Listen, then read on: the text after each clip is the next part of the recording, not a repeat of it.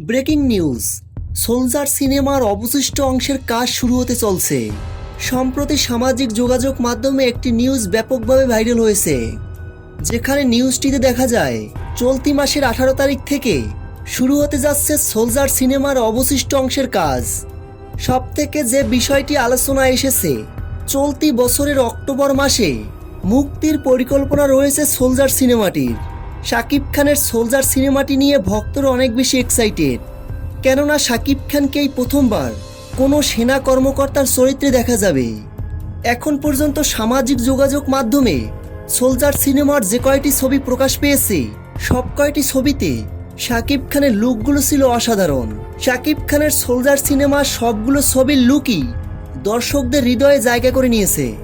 শাকিব খানের সোলজার সিনেমায় শাকিব খানের বিপরীতে থাকছেন ছোট পর্দার জনপ্রিয় অভিনেত্রী তানজিন তিশা।